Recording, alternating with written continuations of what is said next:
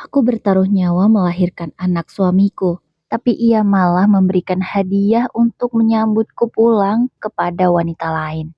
Assalamualaikum warahmatullahi wabarakatuh. Apa kabar Bunda? Semoga Allah selalu memberikan kebahagiaan.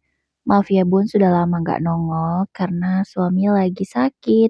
Semoga kita semua selalu diberikan kesehatan ya Bunda.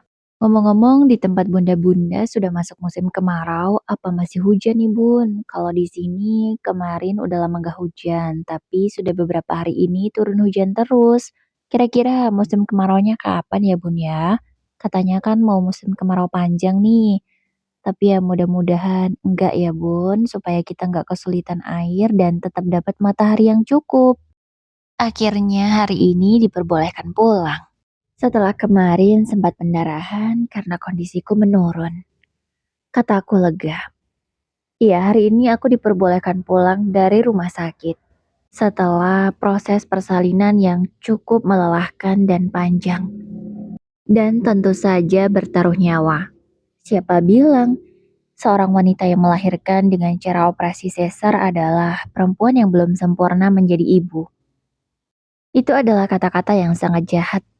Justru kami-kami yang operasi ini, proses penyembuhannya lebih lama. Bukan juga keinginan ingin operasi, yang katanya biar nggak ngerasain sakit. Nggak seperti itu, karena ada kondisi tertentu, makanya kami nggak bisa lahiran normal seperti kalian. Semoga nggak ada lagi ya statement yang mengatakan bahwa perempuan yang melahirkan dengan operasi itu bukan perempuan sejati atau ibu sejati. Bu, Bapak sudah menunggu di bawah, ucap asistenku. Oh, oke Lin, kamu bantu bawa tasnya ya, kataku pada Lina. Ia adalah asistenku, yang selalu menemaniku dimanapun aku berada. Sementara aku akan menggendong putra pertamaku, Raihan. Ia adalah putra yang sudah kami nanti-nanti cukup lama. Iya, di pernikahan 5 tahun aku baru memiliki Raihan. Tapi kenapa Bapak nggak naik ke atas jemput aku? Tanyaku pada Lina. Katanya ada seseorang yang harus ditemani sama Bapak, Bu, jawab Lina. Seseorang? Sepenting itukah orang itu? Sampai suamiku tidak mau menjemputku ke atas? Tapi aku hanya mengatakannya dalam hati. Dengan perlahan aku keluar dari rumah sakit. Sesampainya di lobi, aku melihat suamiku sedang mengobrol dengan seseorang. Tapi seseorang itu berada di mobil suamiku, bukan di luar. Jadi aku tidak bisa melihat siapa dia. Apa mungkin itu ibu mertua ya? Batinku. Aku berjalan semakin mendekati mobil suamiku. Mas, panggilku dengan lembut. Sayang, maaf ya aku nggak bisa jemput kamu ke atas. Soalnya aku harus temani dia, katanya sambil menunjuk ke arah mobil. Aku sempat heran, karena tak pernah suamiku menyebut ibunya dengan kata dia. Pasti ibu atau ibuku. Kenapa dia menyebut seseorang itu dia? Siapa sebenarnya orang yang ada di dalam mobil suamiku? Aku mengangguk dan tersenyum, karena aku pikir itu mungkin keluarga kami yang ikut bersama suamiku untuk menjemputku di rumah sakit. Tapi seketika senyumku memudar setelah badan suamiku bergeser dan aku bisa melihat siapa yang ada di mobilnya. Bukan, bukan ibu mertua atau keluarga suamiku atau bahkan keluargaku. Dia adalah Nafisah, sekretaris baru suamiku. Kenapa dia ikut? Emang dia siapa? Tanyaku. Aku merasa kecewa. Kupikir tadi salah satu keluarga kami yang ikut menjemput. Tapi ternyata hanya sekretaris suamiku. Maaf ya sayang, soalnya kan searah jadi aku bawa dia sekalian. Gak apa-apa kan? Tanya Mas Raka. Gak apa-apa. Terus kenapa dia duduk di depan Mas? Tanya aku agak emosi. Aku menyerahkan Raihan pada Lina. Jujur, aku sangat kecewa dengan kejadian hari ini. Dan itu apa yang dia pegang? Bukankah itu foto yang kamu kirim ke aku? Hadiah yang katanya buat aku? Tanyaku semakin emosi. Karena hadiah yang seharusnya untukku malah dipegang wanita itu. Maaf ya sayang, nanti aku belikan yang baru. Nafisa sudah berhasil Meyakinkan klien untuk kerjasama di perusahaan, nominalnya cukup besar, bisa buat perusahaan kita lebih untung banyak. Aku hanya kasih hadiah itu untuk dia. Itu hanya hadiah kecil, kita bisa beli lagi. Aku akan belikan yang lebih mahal buatmu, kata Mas Raka. Semudah itu kamu bilang, Mas? Itu sudah kamu siapkan kan dari beberapa hari lalu? Lalu kenapa saat aku keluar dari rumah sakit setelah berjuang melahirkan anak kamu malah dengan mudahnya kasih hadiah itu ke dia? Sepenting itukah dia buatmu, Mas? Bahkan tadi, kamu tidak mau naik ke atas untuk menemaninya. Kupikir ibu yang ada di mobilmu. Tapi ternyata orang lain. Bahkan gak ada sangkut pautnya sama kita. Ucapku lebih emosi lagi. Bukan gitu sayang. Nafisa takut sendirian di mobil. Jadi aku temani dia. Lagian kan kamu sudah ditemani Lina. Gak apa-apa kan? Kata Mas Raka. Terlihat dia begitu membelanya. Oh, jadi begitu. Kata aku dengan dingin. Lalu aku berjalan mendekati mobil Mas Raka. Wanita itu tampak masih senyum bahagia. Siapa yang menyuruhmu duduk di sebelah suamiku? Tanyaku dengan nada dingin ke arah Nafisa. Maaf bu, tadi bapak yang menyuruh saya duduk di sini karena kalau saya duduk di belakang, saya mabuk. Jawabnya. Oh, jadi kalau duduk di belakang kamu mabuk? Kalau begitu kamu bisa naik taksi dan kamu duduk di sebelah sopirnya. Kenapa harus bareng suamiku? Kamu pikir suamiku sopir taksi yang bisa mengantarmu pulang seenaknya? Apa kamu gak tahu kalau dia mau menjemputku hari ini? Tanyaku sambil menahan emosi. Tanganku sudah menggenggam erat. Aku paham, seperti apa Nafisa ini. Dia adalah tipe wanita yang berusaha menggoda suamiku. Lihat saja dari tingkah dan gelagatnya. Benar-benar sudah aku pahami. Bukan begitu bu. Kami searah. Jadi bapak sekalian mengajakku. Jawabnya lagi. Tapi sekarang aku nggak mau. Dan ini adalah tempatku. Sekarang, keluar. Keluar dari mobil suamiku. Ucapku dengan nada yang cukup tinggi. Mungkin orang yang ada di sekitar kami bisa mendengar teriakanku. Vera, kamu apa-apaan sih? Aku yang mengajak Nafisa. Kenapa kamu harus seperti ini? Lagian kamu bisa duduk di belakang sama Lina. Itu juga buat kamu lebih nyaman karena sambil gendong anak kita, kata Mas Raka. Ia lagi-lagi membela wanita itu. Sejak kapan, Mas? Kamu membiarkan orang lain duduk di sebelahmu selain ibumu? Hanya aku yang boleh duduk di sini. Oh, atau hanya karena namanya sama dengan almarhum cinta pertamamu? Iya, jadi kamu sampai membelanya seperti ini? Kamu gak mikirin perasaanku? Bahkan, hadiah yang seharusnya untukku kamu kasih ke dia, hanya karena kamu anggap dia sudah memberi keuntungan untuk perusahaan. Konyol sekali. Kataku sangat kecewa. Bukan begitu, Vera. Ini gak ada hubungannya. Kalau soal hadiah, aku bisa belikan yang lebih mahal. Tolong ya jangan diperpanjang. Masuklah, kasihan Rehan, kata Mas Raka. Enggak, aku nggak mau masuk sebelum perempuan ini turun. Jawabku tegas. Cepat kau turun, kataku lagi dengan nada yang semakin tinggi. Vera, kamu jangan keterlaluan. Rumah Nafisa tinggal 1 blok lagi. Kenapa dia harus turun? Kasihan dia kalau harus cari taksi lain. Lagi-lagi Mas Raka membelanya. Aku semakin emosi. Ku buka pintu mobil suamiku, lalu ku tarik wanita itu agar segera keluar. Keluar, ku bilang. Karena kamu gak bisa dibilangin baik-baik, kamu sepertinya harus pakai kekerasan ya. Aku terus menariknya hingga dia berhasil aku keluarkan dari mobil.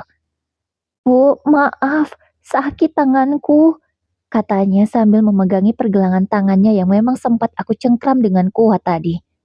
Vera, kamu jangan keterlaluan, kata Mas Raka. Terus saja kamu bela dia. Tapi ingat, setelah ini, kamu gak akan bisa ketemu aku sama Raihan. Aku langsung mengancam Mas Raka.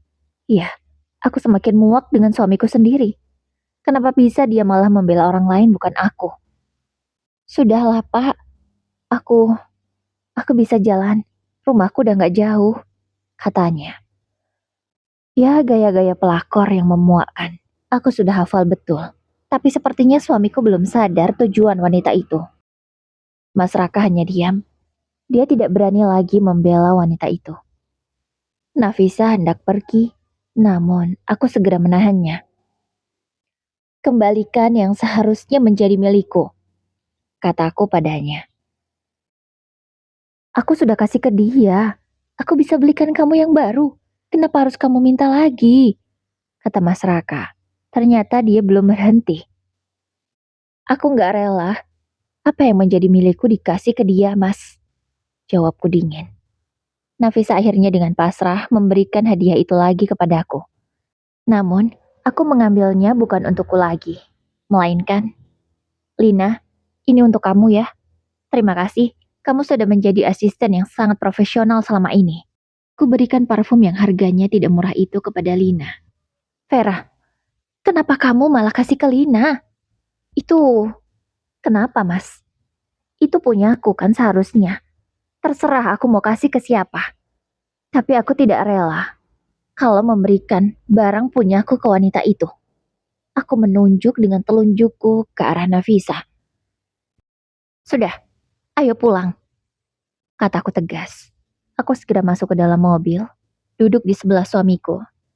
Tapi sebelum itu, aku mengambil tisu dan mengelap jok mobil itu sampai bersih. Lalu membuang tisunya ke tempat sampah. Tentu saja Nafisa masih bisa melihat semua adegan itu karena dia belum beranjak pergi. Habis ini cuci mobilnya ya mas, bau dan kotor soalnya. Kataku sarkas pada Mas Raka. Mas Raka hanya diam dan segera melajukan mobil menuju rumah. Meninggalkan Nafisa yang masih mematung di parkiran rumah sakit. Sesampainya di rumah, aku menyuruh Lina menidurkan Raihan di kamarnya. Setelah ini akan ada babysitter yang akan mengurus Raihan 24 jam. Aku akan tetap merawatnya juga, terutama dalam memberi ASI. Ya meskipun aku wanita karir, aku tidak ingin melewatkan momen berharga ini, memberi ASI langsung untuk Raihan. Aku membanting tas yang kubawa tadi dengan keras ke atas kasur. Kamu masih marah ya? Tanya Mas Raka. Ia berusaha mendekatiku dan memelukku.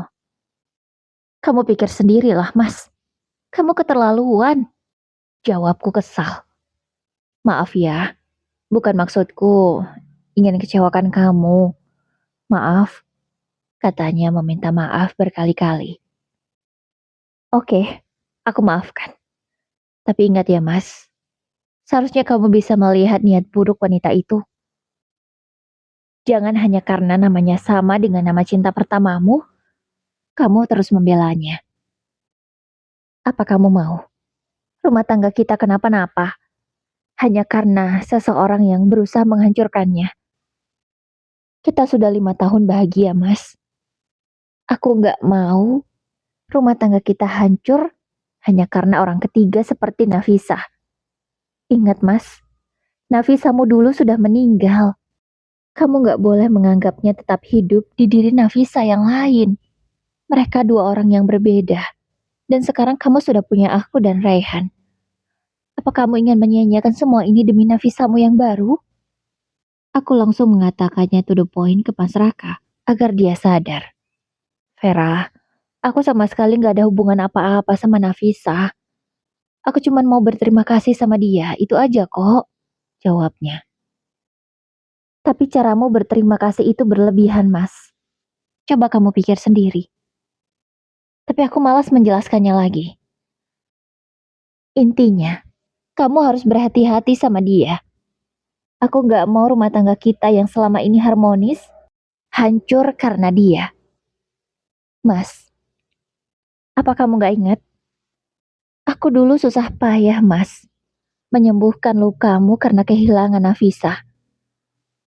Aku menemanimu saat kamu masih terpuruk, hingga akhirnya kamu bisa mencintaiku, dan kita menikah. Kita bangun usaha bersama. Aku gak mau semua itu sia-sia. Dan ingat mas, aku bukan wanita lemah yang kalau kamu sakiti aku akan terus diam dan memohon. Luka operasiku belum sembuh. Aku harap kamu bisa mengerti keadaanku. Mas Raka terdiam mendengar semua ucapanku. Aku tak tahu, entah dia merasa bersalah atau dia malah merasa aku berlebihan. Beberapa hari kemudian, Mas Raka masih tetap di rumah menemaniku. Namun hari ini dia harus kembali ke perusahaan karena ada hal yang sangat penting dan hanya dia yang bisa menyelesaikannya. Itu artinya dia akan bertemu Nafisa lagi. Aku tak tahu apa yang akan terjadi di antara mereka. Tapi kali ini, aku memberi kepercayaan lagi pada Mas Raka. Lina, tolong cari tahu apa yang dilakukan Pak Raka di kantor. Perintahku pada Lina. Baik, Bu. Saya akan segera berikan laporannya ke Ibu. Setengah jam kemudian, Lina sudah kembali dengan membawa laporan yang aku minta. Bu, Bapak dan Nafisa sedang makan di restoran yang biasa Bapak dan Ibu makan di sana, lapor Lina. Apa selama ini Bapak juga sering mengajak orang lain makan di sana? Tanyaku. Sejauh yang saya ketahui, tidak ada, Bu, kecuali satu orang. Ibu Pak Raka sendiri, jawab Lina. Iya, itu adalah restoran favoritku dan Raka. Kami tak pernah mengajak orang lain, hanya aku dan dia. Dan tempat favorit kami adalah di pojok. Pojok restoran itu dekat taman, sangat asri dan nyaman, juga sepi suasananya. Jadi enak untuk ngobrol berdua. Tanpa kusangka, dari foto yang didapatkan oleh Lina, Mas Raka juga mengajak Nafisa makan di meja yang biasa tempat kami makan. Sepenting itukah Nafisa, Mas, buatmu? Sampai tempat-tempat yang seharusnya cuma kita berdua, kamu bahkan sanggup mengajaknya. Aku menangis. Iya, aku adalah seorang istri yang lemah jika melihat suaminya bersama wanita lain. Aku tidak sekuat yang terlihat. Ibu, apa yang harus kita lakukan? Kita nggak mungkin diam saja. Nafisa ini bibit pelakor, Bu. Dia harus kita singkirkan, kata Lina. Ya, aku dan Lina memang sudah cukup sepemikiran. Dia tahu betul apa yang aku rasakan saat ini. Nggak sekarang, Lina. Aku mau lihat sejauh apa suamiku berusaha mendekatinya. Karena kamu tahu kan, perselingkuhan tidak akan terjadi kalau salah satunya tidak menyambut. Aku mau lihat apakah Mas Raka akan menolaknya atau malah menerimanya. Kalau Mas Raka menerimanya, baru aku akan bertindak tegas. Ucapku sambil melihat ke arah cermin, melihat diriku. Fisikku memang ada perubahan. Badanku sedikit lebih gemuk setelah melahirkan ini. Karena memang aku mudah lapar sebab menyusui. Wajahku juga sedikit kusam karena aku terlalu fokus. Terlalu fokus memikirkan Raihan dan keluarga. Lina, tolong kamu panggil spa panggilan ya. Aku mau perawatan. Titahku pada Lina. Baik, Bu, siap. Sejam kemudian, spa panggilan itu sudah datang. Aku harus menenangkan diriku, membuat tubuhku lebih segar, dan membuat wajahku lebih fresh, agar aku terlihat lebih baik daripada wanita itu. Ya, dia mungkin lebih muda dan cantik, dan dia juga belum pernah melahirkan. Tapi, dia tidak ada apa-apanya denganku. Setelah selesai spa, tubuhku jauh lebih baik. Aku juga memoles wajahku dengan riasan yang tipis namun tetap cantik. Hari ini, aku mau ke kantor. Bukan untuk kembali bekerja, tapi aku ingin melihat situasi di sana. Bu, ibu yakin? Takutnya nanti luka ibu sakit, kata Lina berusaha mengingatkanku. Nggak apa-apa, Lin. Aku udah cukup baik kok. Yang penting kamu selalu ada di sampingku. Tak lupa sebelum pergi, aku menyiapkan ASI cadangan untuk Raihan. Aku mengendarai mobil menuju kantor suamiku. Sesampainya di sana, orang-orang menyambutku seperti biasa. Wah, ibu kok sudah kembali? Apa ibu sudah sehat? Sapa salah satu karyawanku. Sudah cukup baik, jawabku. Selamat datang ibu, kata yang lainnya. Hingga tibalah aku di ruangan suamiku. "Bapak ada di dalam?" tanyaku pada Meva, asisten yang selalu siaga di depan ruangan suamiku. "Ada Bu, di dalam juga ada Bu Nafisah," jawab Meva. "Oh, baik, terima kasih." Aku langsung membuka pintu itu seperti biasanya. Iya, aku memang tidak biasa mengetuk pintu terlebih dahulu jika ingin masuk ke ruangan suamiku. Karena ya aku pikir itu ruangan suamiku, jadi aku sebagai istrinya bebas. Lina mengikuti di belakangku. Tapi betapa terkejutnya aku setelah pintuku buka. Aku melihat pemandangan yang luar biasa. Suamiku sedang memberikan sesuatu untuk Nafisah. Bahkan ia memakaikan sendiri sesuatu itu ke lehernya. Iya, Mas Raka memberikan kalung untuk Nafisah dan memakaikannya. Wah, adegan macam apa yang aku lihat ini? Seperti seorang pacar sedang memberikan hadiah untuk kekasihnya. Romantis sekali kalian. Kalau aku tidak datang, mungkin aku tidak akan melihat semua ini, kataku. Kulipat tanganku di dada. Aku menatap tajam ke arah Mas Raka. Sayang, ini gak seperti yang kamu lihat kok. Kamu salah paham. Aku bisa jelaskan.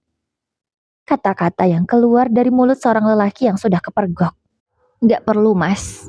Aku udah lihat semuanya kok. Udah jelas. Gak perlu kamu jelasin lagi. Jangan bilang kalung yang kamu kasih ke Nafisa ini karena kamu mau minta maaf sama dia.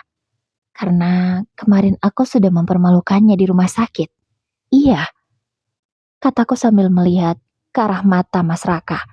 Tapi ia tak berani menatapku. Bukan begitu sayang. Ini. Oke, aku sudah mengerti dari jawaban gugupmu itu, Mas. Sekarang gini aja. Kalau emang kamu mau sama dia silahkan.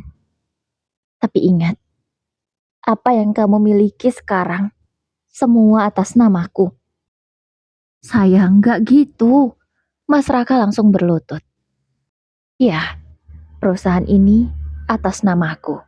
Karena memang modalnya juga awalnya dari uang tabunganku. Mas Raka saat itu tidak punya apa-apa. Karena dia benar-benar terpuruk karena kehilangan kekasihnya. Rumah, mobil, dan semua aset juga atas namaku. Itu juga atas kesepakatan dia sendiri. Dulu, aku adalah segalanya untuknya.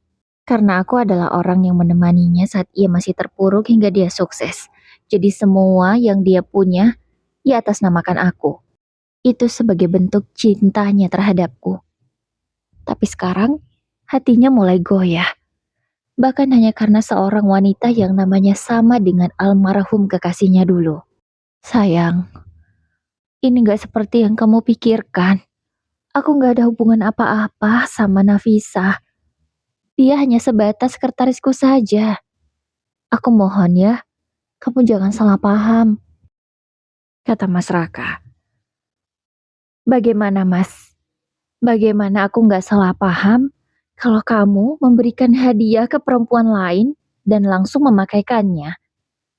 Coba kamu tanya pada istri di seluruh dunia ini. Istri mana yang gak salah paham kalau suaminya berlaku seperti itu? Coba Mas, coba kamu pikir. Aku tidak mengamuk saja, seharusnya kamu sudah bersyukur. Dan kamu Nafisa, jangan kamu pikir aku akan jadi istri yang memohon jika suamiku bertingkah. Yang harus kamu tahu adalah suamiku tidak akan punya apa-apa jika dia berpisah denganku. Aku paham kok, wanita seperti kamu ini pasti ingin cari laki-laki yang mapan kan? Supaya bisa hidup enak. Tapi kamu sepertinya salah orang. Mungkin kamu lihat suamiku ini laki-laki yang mapan, banyak uang. Semua dia sudah punya. Tapi ingat, yang harus kamu tahu, apa yang dia punya adalah milikku. Dan aku tidak akan diam saja jika milikku diambil orang lain. Kamu sudah tahu kan itu? Kamu ingat soal parfum kemarin? Bahkan aku tidak rela memberikannya untukmu. Apalagi kalung ini, yang dibeli pakai uangku juga. Aku langsung menarik kalung yang ada di leher Nafisa hingga kalung itu putus. Lina, tolong jual kalung ini dan transfer uangnya ke rekeningku. Titahku pada Lina. Dan seperti biasa, dia selalu menurut semua perintahku. Karena memang itu tugasnya. Mas, apa kamu masih mau mempertahankan sekretarismu ini? Kalau iya, silahkan. Aku akan mengeluarkan kalian berdua dari perusahaanku, supaya kalian bisa bekerja sama terus. Dan aku tidak akan mengusiknya, kataku tegas. Sayang, kamu ngomong apa sih? Aku gak ada hubungan apa-apa sama Nafisa. Please, kamu jangan salah paham ya. Aku akan pecat dia, kata Mas Raka pada akhirnya. Pak, aku salah apa? Aku jadi sekretaris yang baik. Kenapa kamu memecatku? Katanya pada Mas Raka. Terlihat, mata suamiku itu tidak tega untuk memecat Nafisa. Baiklah, kalau kamu gak tega, biar aku yang pecat dia. Aku juga pemilik perusahaan ini, jadi aku berhak menentukan siapa karyawan yang boleh dan tidak boleh bekerja di sini. Silahkan ambil pesangonmu di bagian HRD. Sekarang. Pak, tolong. Saya nggak mau dipecat. Saya butuh pekerjaan ini. Teriaknya. Tapi aku tidak peduli. Sementara Mas Raka, dia hanya menunduk diam. Setelah kejadian di kantor, kupikir semua akan kembali seperti semula. Ternyata aku salah. Memang, Nafisa sudah tidak bekerja lagi di perusahaan kami. Tapi, diam-diam ia masih menghubungi Mas Raka. Waktu itu ponsel Mas Raka tergeletak begitu saja di atas meja riasku. Saat aku masih memakai skincare malam sebelum tidur. Sedangkan Mas Raka ke toilet. Ada notifikasi masuk ke ponselnya. Namanya Nafisa. Tulisannya begini. Mas, tolong carikan aku pekerjaan. Aku benar-benar gak punya uang lagi. Begitulah pesan yang dikirim oleh Nafisa. Aku langsung membuka dan membalas pesan itu. Baik, aku akan cari pekerjaan untukmu. Besok, temui aku di restoran X. Setelahnya ku hapus pesan dari Nafisa itu dan juga pesan yang baru aku kirim. Besok, aku sudah menunggu Nafisa di restoran X. Dia benar-benar datang tepat waktu. Wajahnya nampak sumringah. Mungkin dia pikir benar-benar Raka yang akan menemuinya. Tapi setelah dia melihat nomor meja yang aku duduki, wajahnya yang tadi sumringah langsung berubah datar. Kamu sedang mencari Raka? Tanyaku dengan dingin. Enggak, jawabnya gugup. Lalu kenapa kamu datang ke sini? Tanya aku lagi. Duduklah, ada hal yang ingin aku sampaikan padamu, Nafisa. Nafisa langsung duduk. Ia nampak salah tingkah dan tangannya tampak bergetar. Asal kamu tahu, yang membalas pesanmu tadi malam adalah aku. Sepertinya kamu berharap Raka benar-benar mau membantumu ya. Kamu benar-benar tidak menyerah ya ternyata.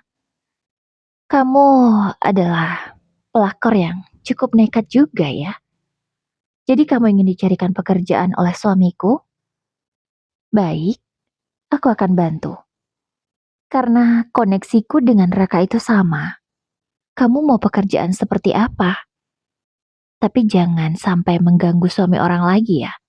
Karena nama baikku dan Raka dipertaruhkan kalau sampai kamu melakukan itu. Ucapku. Kamu bicara apa? Aku tidak seperti itu. Aku tidak mengganggu suamimu kok. Jawabnya. Oh ya? Benarkah kamu tidak mengganggu suamiku? Lalu, kemarin itu apa? Apa perlu aku viralkan ke sosial media biar semua orang tahu bagaimana kelakuanmu? Biar orang tuamu tahu sekalian. Apa perlu seperti itu? Tanyaku, sambil melihat ke arah matanya yang tentu saja tidak berani menatapku. Bu Vera, maaf, tolong jangan lakukan itu. Aku mohon, aku gak bermaksud merebut suami Anda. Maaf, aku gak berani lagi. Baiklah, kita buat surat perjanjian. Aku sudah menulis beberapa poin di sana. Kamu bisa baca dulu sebelum tanda tangan. Kalau sampai kamu melanggar, kamu harus siap menjalani proses hukum. Nafisa membaca semua poin-poin yang sudah aku tulis di sana. Pertama, ia tidak boleh lagi mendekati suamiku atau berusaha masuk ke perusahaan kami lagi. Yang kedua, dia tidak boleh menghubungi suamiku. Yang ketiga, dia tidak boleh muncul di hadapan suamiku. Kalaupun bertemu secara tidak sengaja, dia harus menghindarinya. Kalau sampai melanggar perjanjian, maka dia harus siap-siap masuk penjara. Cepat tanda tangani, dan kamu bebas. Ucapku tegas. Iya, aku akan tanda tangan. Dengan tangan gemetarnya, Nafisa menandatangani surat itu. Aku harap kamu tidak melanggar perjanjian ya. Setelah mengatakannya, aku langsung menutup map itu dan pergi dari hadapannya. Puas sekali melihat ekspresinya yang ketakutan. Di rumah, aku melihat Mas Raka nampak kebingungan sambil melihat ponselnya. Kenapa Mas? Ada seseorang yang memblokir nomormu ya? Tanyaku dengan nada sarkas. Kok kamu nanya begitu? Apa kamu tahu? Tanyanya. Aku cuma nebak saja. Coba lihat. Mas Raka menunjukkan ponsel itu. Dan di sana terlihat profil dari Nafisa tidak ada lagi. Itu artinya dia sudah memblokir nomor Mas Raka. Mas, kalau kamu mau rumah tangga kita baik-baik saja, fokuslah sama aku dan anak kita. Aku gak akan kasih kesempatan kedua. Ucapku. Iya sayang, maaf ya. Aku janji gak akan ngelakuin kesalahan yang sama. Maafin aku. Mas Raka memelukku, dan aku memilih untuk memaafkannya. Waduh, itulah ujian ya bun. Ketika ekonomi sudah mapan, punya anak, ada aja ujiannya ya kan? Kalau nggak dari keluarga ya dari orang luar. Dan benar kata Vera, perselingkuhan itu nggak akan pernah terjadi jika salah satunya tidak menyambut. Kalau satunya menggoda tapi yang satunya nggak mau digoda, nggak akan pernah terjadi kan? Jadi ya bun, kalau ada perselingkuhan, jangan salahkan satu pihak. Pasti dua-duanya salah. Baiklah bunda, semoga kisah ini bisa diambil hikmahnya. Wassalamualaikum warahmatullahi wabarakatuh.